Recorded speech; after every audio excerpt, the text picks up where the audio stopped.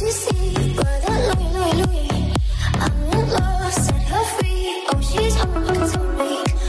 les potes, yo tout le monde, c'est Isma, j'espère que vous allez bien. On se retrouve aujourd'hui pour une nouvelle vidéo. Dans cette vidéo les gars, on va parler un petit peu du match Lyon-Lorient qui s'est malheureusement, très malheureusement, fini sur un match nul, 3 buts partout. Donc c'est assez compliqué, on y reviendra un petit peu. On parlera de ce qui se passe en interne à l'Olympique Lyonnais. On parlera aussi d'une petite stat, il y a aussi beaucoup de mouvements en interne, j'ai oublié de préciser. On parlera aussi de l'Euro 2032 qui, on sait où il va se passer, donc ça je vous le dirai. Et on finira par la LFP qui a quelque chose à dire en fonction des droits TV, tout ça. On en parlera, c'est toujours intéressant. C'est parti les gars pour la vidéo. C'est parti, on commence donc avec le match contre Lorient et malheureusement le match nul 3 buts partout. Alors qu'à la mi-temps on menait 3 buts à 1 avec un doublé de Lacazette et un but de Ernest Nuama qui va beaucoup nous manquer je pense pendant la CAN l'hiver prochain. Du coup malheureusement quand même en marquant 3 buts on réussit à faire match nul et surtout en menant par 2 buts d'écart à la mi-temps. Mais vous le savez, l'Olympique Lyonnais est malade, Fabio Grosso l'a dit, on joue le maintien actuellement.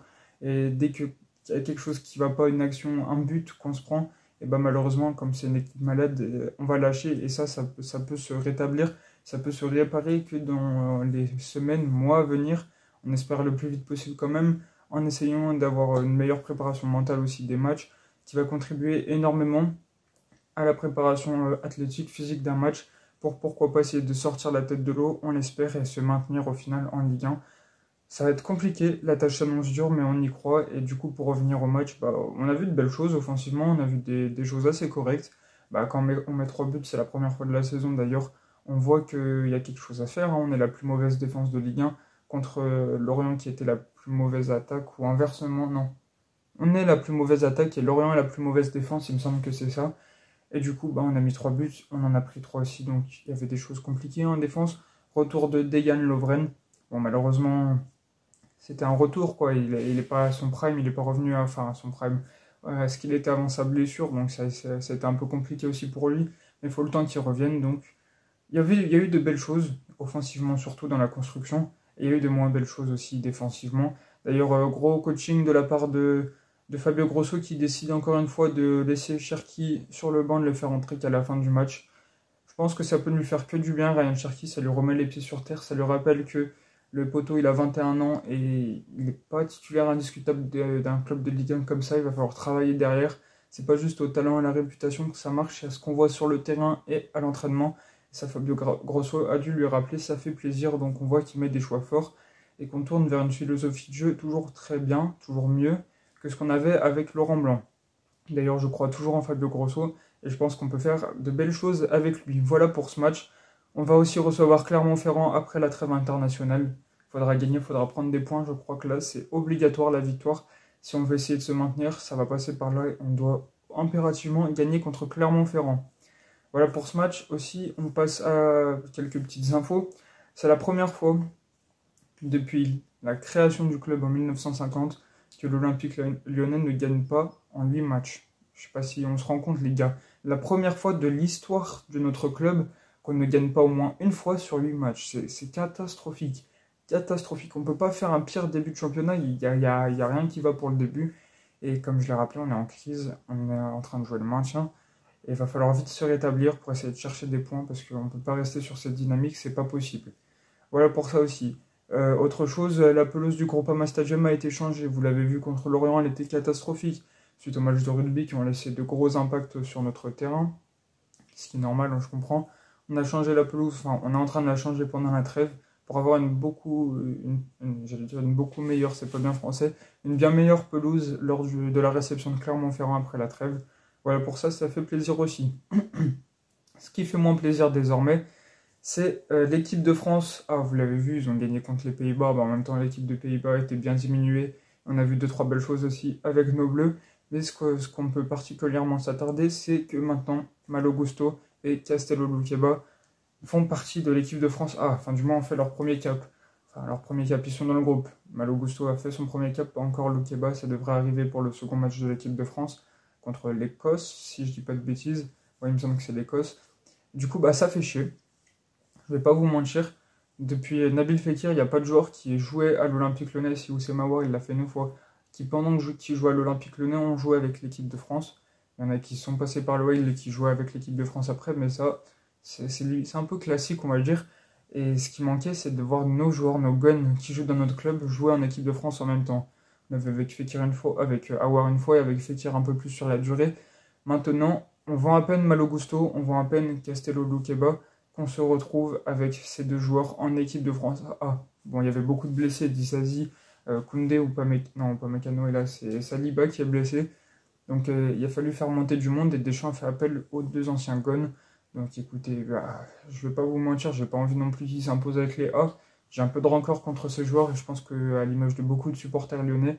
Mais voilà pour ça. Et c'était la petite info quand même à signaler. On va passer maintenant aux affaires en interne parce qu'il y a pas mal de choses à dire. Et aussi à la LFP. C'est parti pour la suite les gars. On continue avec les affaires en interne. D'abord la démission de Martin Buchette. On l'avait dit en début de la saison, je l'avais dit qu'un directeur de la performance avait signé à Lyon. C'était lui, un grand directeur de la performance qui était au PSG avant, qui est l'un des meilleurs à son poste en France.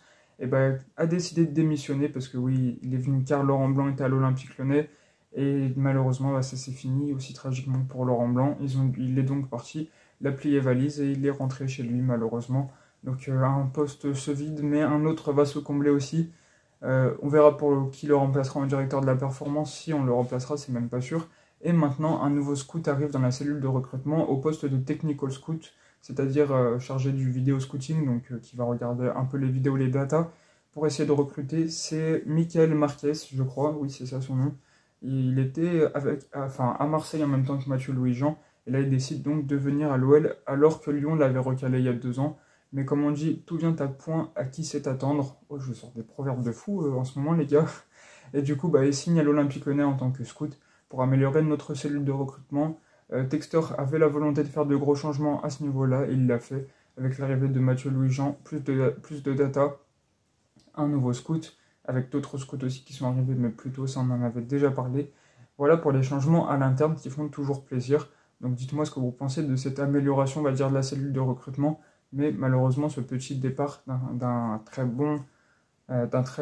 bonne personne à son poste, c'est-à-dire Martin Buchette, en tant que directeur de la performance.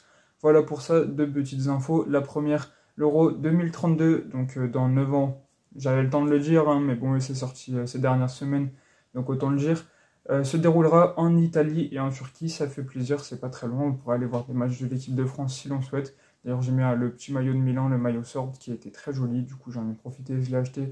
Et du coup, là, bah, je l'ai mis, mais on s'en fout, les gars, c'est juste parce qu'on parlait d'Italie. Du coup, voilà pour cette petite info qui fait aussi plaisir.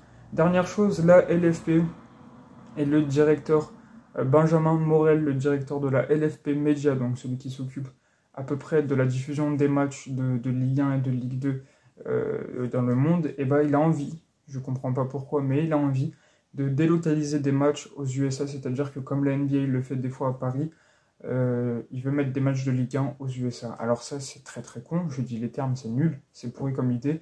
Pourquoi aller exporter nos produits aux USA, faire des bornes en plus, et quand je dis des bornes, c'est pas 100 km pour descendre de Brest à Nantes, ou je sais pas quoi, enfin de descendre de Nantes à Brest plutôt.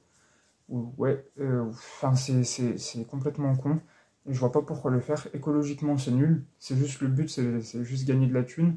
Alors que, franchement, on va pas se mytho. À part Lyon, Paris-Marseille, franchement, personne n'en a rien à foutre de la Ligue 1, surtout aux États-Unis qui appellent ça le soccer. Hein. Je vous rappelle qu'ils ont une culture foot horrible, donc je vois pas pourquoi. Aucun intérêt sportif, aucun intérêt écologique, seul intérêt économique, gagner de la thune en plus.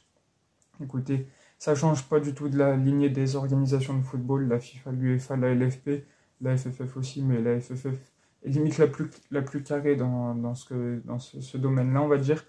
Et du coup, bah, j'espère que ça ne se fera pas parce que je trouve cette idée complètement con.